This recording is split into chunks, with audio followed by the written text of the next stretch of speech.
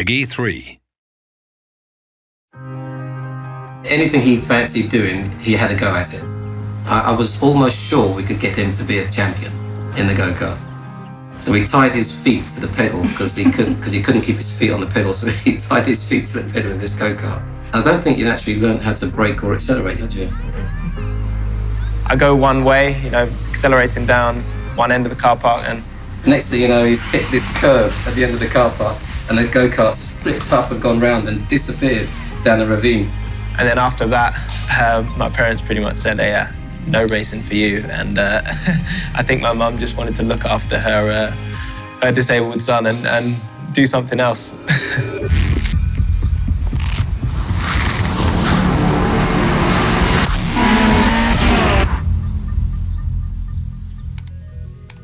When I got the opportunity to work for Project Cars, it was very minimal. They said, we just want you on board. What you can give us is fantastic. Your name, the fact that you raced, the fact that you're great with sim gaming. They said, just drive the game a couple of times, write some reports, and just send it to us.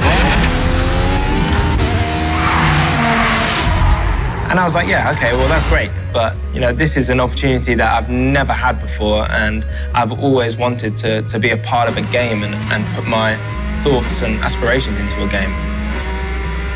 I followed my brother Lewis for my whole life. And I think it was just a natural thing for me to want to be able to race. But I thought it would be practically impossible for me to be able to drive, because I was struggling to even walk with my condition. I was born 2 months premature. I've been diagnosed with cerebral palsy. And cerebral palsy is basically a condition affected by the brain. I think it's the right side of my brain is partially damaged, which affects my lower legs and the right side of my body. Cerebral palsy is all about tight muscles, the constant battle with it. So there's a lot of things I have to work on, which is the physiotherapy, also keeping on top of the strength. When I was about 15, I got this demo through the door. I took it upstairs, and that was my first sort of experience in a simulation game. And I got a steering wheel and some pedals. I thought if I can't have a career in real life, then why can't I have one online and in the virtual world? I entered the British Championship in 2009 and won the British Championship using buttons. It sort of just started the whole idea of, if I get the opportunity to get in a race car, maybe I'll be able to do it for real.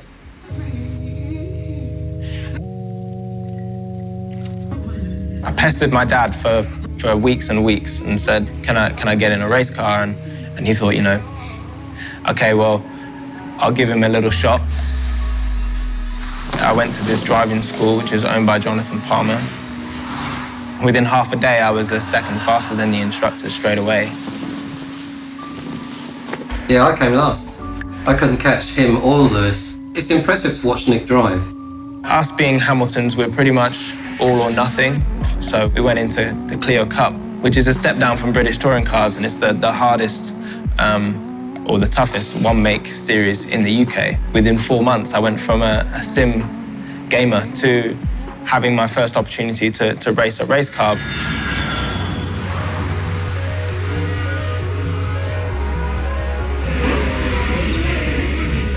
Slightly Merged Studio is a very unique company.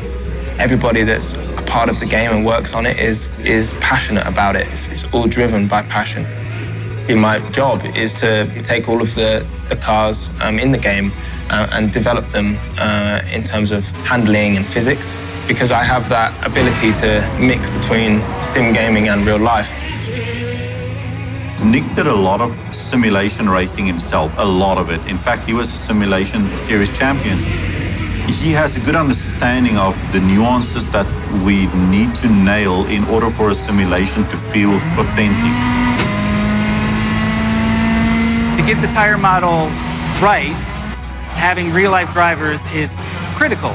Nicholas is fantastic at picking out the smallest changes. AJ might say to me, Nick, we need you to test X tires and give the feedback. So I've got to basically put myself in this program and then come back with the feedback that they need from it.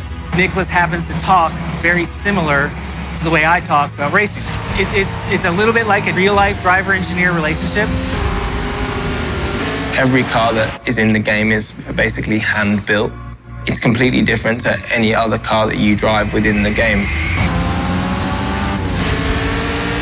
I've driven a lot of the circuits that are in the game, so all the attention to detail, just like the blades of grass and the bumps that are in the circuit, all those sort of things I wanted to really knuckle down on to make sure that the game was as strong as we could get it.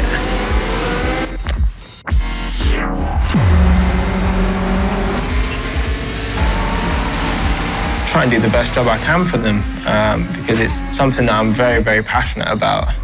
Something that, as I said, never thought I'd be in the position to do. If it wasn't for sim gaming, I wouldn't be where I am.